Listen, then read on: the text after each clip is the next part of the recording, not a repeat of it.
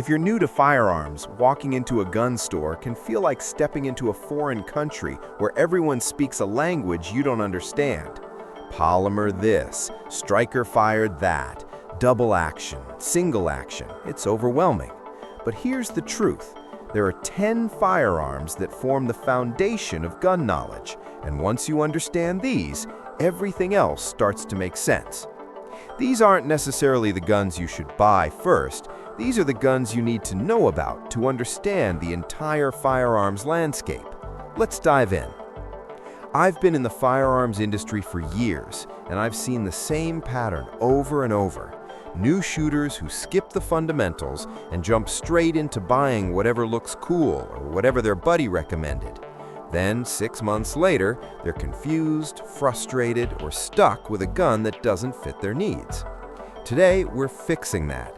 These 10 firearms represent different actions, calibers, purposes, and design philosophies. Understanding them gives you a framework for every gun conversation you'll ever have. Gun number 1, the Glock 19. And no, I'm not just picking the most popular gun to pander to the masses. The Glock 19 is essential knowledge because it represents the modern striker-fired pistol that dominates today's market. Here's why it matters.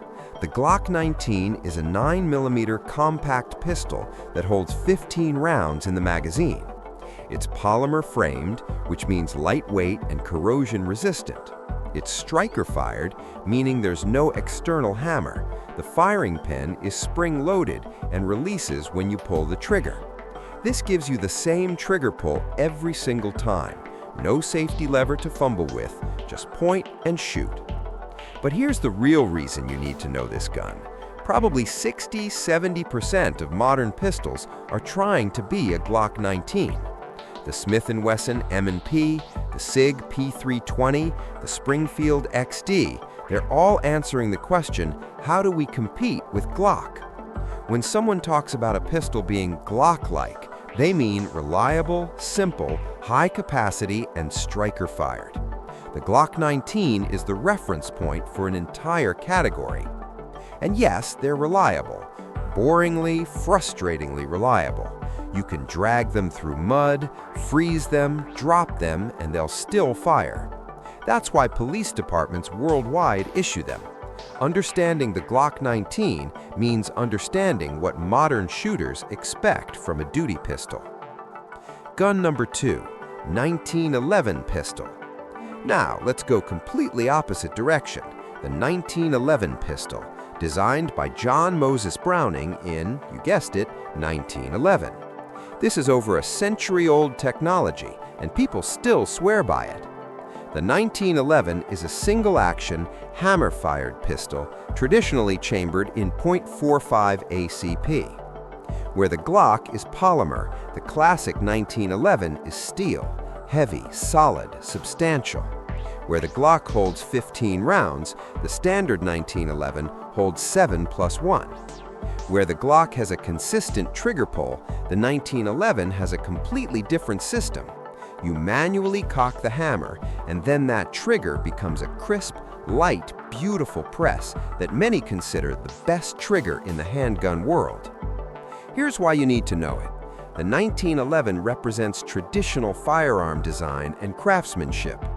When people talk about single-action triggers, they're often comparing everything to the 1911 standard. It teaches you about manual safeties. The 1911 has a grip safety and a thumb safety you must disengage. But more importantly, the 1911 versus Glock debate represents a fundamental split in gun culture. Tradition versus modernity, capacity versus stopping power, polymer versus steel, simplicity versus craftsmanship. Understanding both sides of this debate means you can have intelligent conversations with shooters of all backgrounds. Plus, countless modern pistols use 1911-influenced trigger systems, so knowing the original helps you understand the copies. Here's why you need to know it. The 1911 represents traditional firearm design and craftsmanship. When people talk about single-action triggers, they're often comparing everything to the 1911 standard. It teaches you about manual safeties. The 1911 has a grip safety and a thumb safety you must disengage. But more importantly, the 1911 versus Glock debate represents a fundamental split in gun culture: tradition versus modernity, capacity versus stopping power, polymer versus steel, simplicity versus craftsmanship. Understanding both sides of this debate means you can have intelligent conversations with shooters of all backgrounds. Plus, countless modern pistols use 1911-influenced trigger systems, so knowing the original helps you understand the copies. Gun number 3, AR-15. Moving to rifles, the AR-15 is absolutely essential knowledge. And let me clear something up immediately. AR does not stand for assault rifle or automatic rifle. It stands for Armalite rifle, named after the company that originally developed it. The AR-15 is a semi-automatic rifle, one trigger pull, one bullet, chambered most commonly in .223 Remington or 5.56 NATO. It's magazine-fed, typically holding 30 rounds, and it's built on a modular platform, meaning you can swap parts, customize, and configure it for different purposes. Here's why this matters beyond just popularity. The AR-15 teaches you about modularity in firearms. The upper and lower receiver can be separated with the push of 2 pins. You can change barrels, handguards, stocks, grips, optics. It's like adult Legos. This modular philosophy has influenced modern firearm design across the board. Understanding the AR-15 means understanding direct impingement gas operation, how gas from the fired round cycles back to chamber the next round. It means understanding the difference between .223 Remington and 5.56 NATO. It means knowing why this platform is used for everything from competition shooting to hunting to home defense. The AR-15 is also the most commonly owned rifle in America. Whether you love them or hate them, they're not going anywhere, and every gun conversation eventually touches on AR-15s. You need to understand what they actually are, how they function, and why they're so versatile. Not understanding the AR-15 is like trying to discuss cars without knowing what a Toyota Camry is. Gun number 4, Remington 870. The Remington 870 pump-action shotgun, this is fundamental knowledge. Shotguns work completely differently from rifles and pistols, and the 870 is the perfect education. The 870 is a 12-gauge pump-action, meaning you manually cycle the action by pumping the forend back and forward.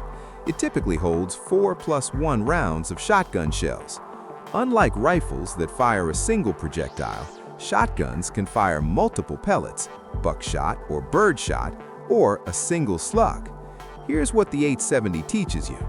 First, gauge systems. A 12-gauge isn't a measurement in inches or millimeters.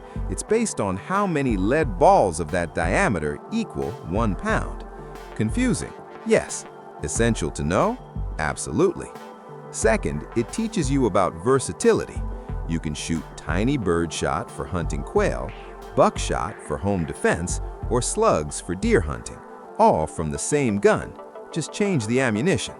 Third, pump actions teach you about manual reliability. There's no gas system to fail, no semi-automatic mechanism to jam. You pump it, it chambers around. Simple physics and mechanics. The 870 has sold over 11 million units. It's in police cars, behind farmhouse doors, and in duck blinds across the country. Understanding pump-action shotguns means understanding a huge segment of American firearms culture, and the 870 is the gold standard. Gun number 5, Ruger 1022. The Ruger 1022 is a .22 long rifle caliber semi-automatic rifle, and this might be the most important gun on this entire list for beginners. Here's why. The .22 LR cartridge is small, low recoil, quiet, and incredibly cheap. We're talking 3 to 5 cents per round versus 30 to 50 cents for most centerfire ammunition. This means you can actually afford to practice. The 10-22 is how millions of Americans learn to shoot. But beyond being a trainer, the 10-22 teaches you about aftermarket support and customization. This little rifle has more accessories and modifications available than almost any other firearm. Want to learn about trigger jobs, stock swaps, barrel upgrades, or optics mounting? The 10-22 is your classroom, and it won't cost you a fortune in ammunition while you learn. The 10-22 also represents rimfire versus centerfire cartridges, an essential concept. Rimfire cartridges have the primer compound in the rim of the case, while centerfire has it in a separate primer in the center. This distinction affects reliability, reloadability, and power. Every serious shooter I know either owns a 10-22 or wishes they still had the one they sold. It's the gun that teaches you marksmanship fundamentals without the expense or punishment of larger calibers. You can't truly understand firearms without understanding why the humble .22 remains relevant in a world of Magnum cartridges and tactical rifles. Gun number 6, Smith & Wesson Model 10, any .38 Special revolver. Now we need to talk about revolvers, and the Smith & Wesson Model 10 in .38 Special is the quintessential example. Yes, I know, revolvers seem old-fashioned when you've got 17-round semi-automatics, but understanding revolvers is non-negotiable. The Model 10 is a double-action revolver holding 6 rounds in a rotating cylinder. You can fire it by pulling the trigger, which rotates the cylinder and cocks the hammer, or you can manually cock the hammer for a lighter, more precise single-action shot. Here's what revolvers teach you. First, they're mechanically simple and incredibly reliable. There's no magazine to fail, no failure to feed issues. You pull the trigger, and if it doesn't fire, you pull it again, and the cylinder rotates to the next round. Second, revolvers teach you ammunition management and deliberate shooting. With only 6 rounds versus 15 or 17, you learn to make shots count. You learn that capacity isn't everything. Third, revolvers introduce you to different action types. Understanding double action versus single action in a revolver context makes understanding these concepts in semi-automatics much easier. The .38 Special cartridge itself is historically significant. It was the standard law enforcement round for decades. Understanding why it was chosen, what it replaced, and why some still prefer it gives you insight into the evolution of defensive ammunition. Plus, revolvers remain popular for concealed carry because they're simple, reliable, and don't require you to worry about leaving brass evidence behind. Some things never go out of style.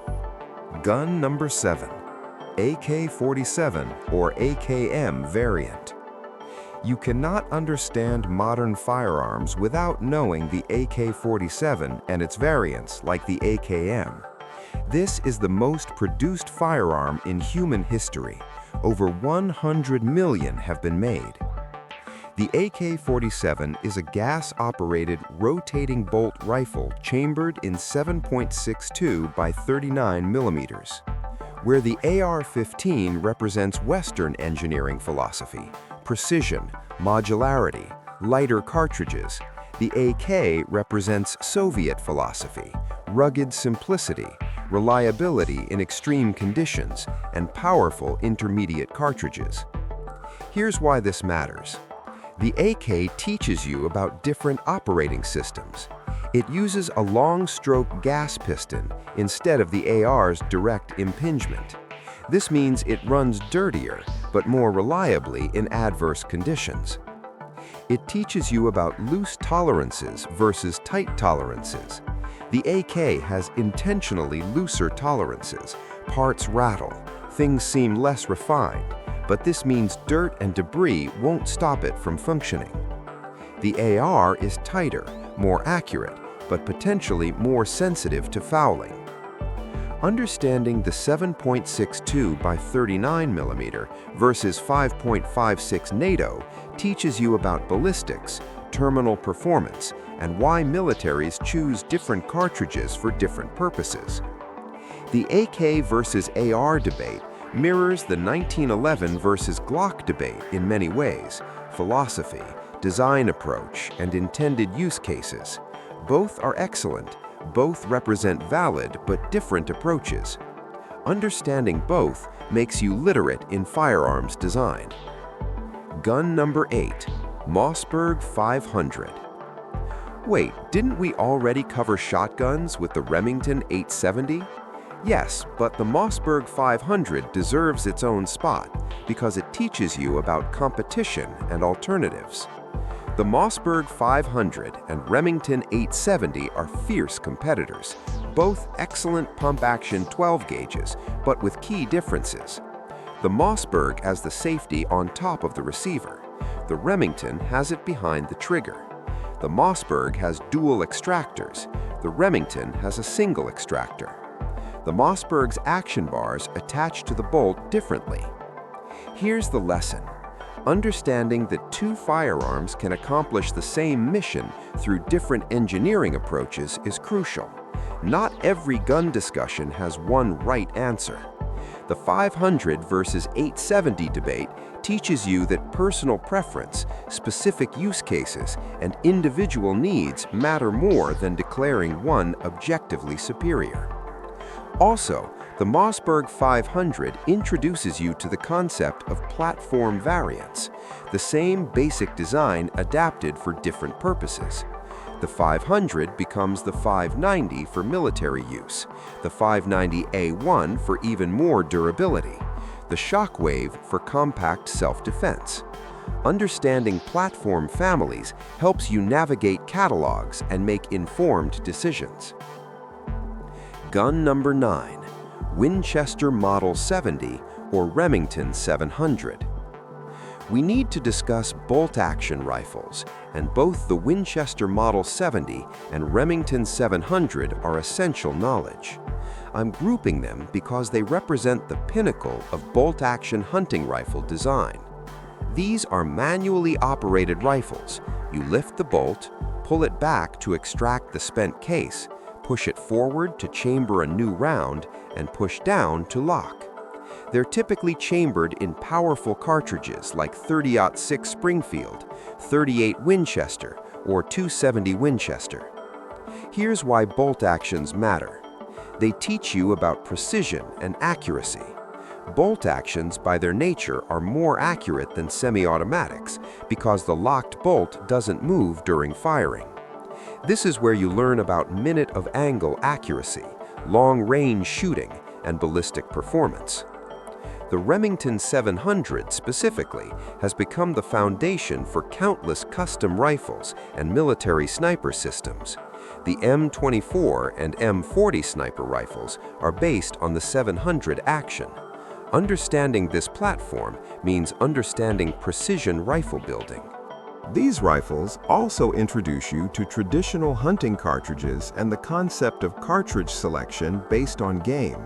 A .243 Winchester for deer, a 30-06 for elk, a 300 Winchester Magnum for long-range hunting.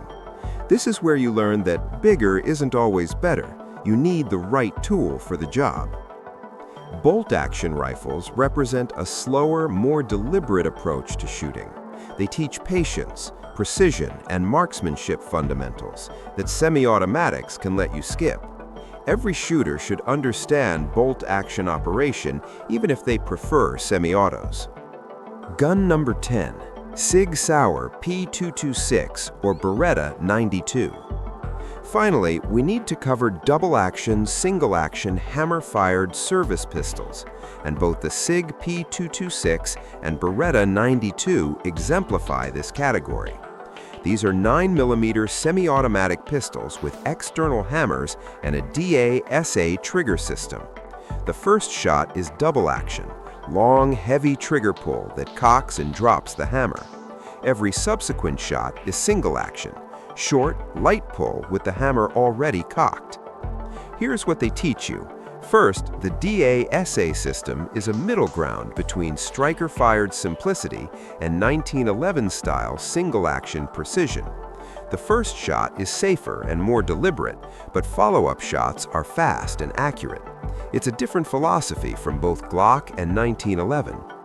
Second, these pistols use traditional double-stack magazines with external safeties or decockers. Understanding how decockers work, safely lowering a cocked hammer, is important knowledge many modern striker-fired shooters never learn. Third, these represent proven military service pistols. The Beretta 92, or M9, served as the U.S. military sidearm for decades.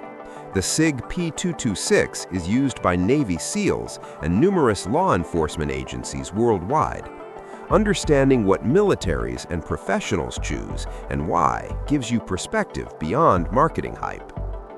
These pistols also tend to be all metal, meaning they're heavier, have less felt recoil, and offer different ergonomics than polymer guns.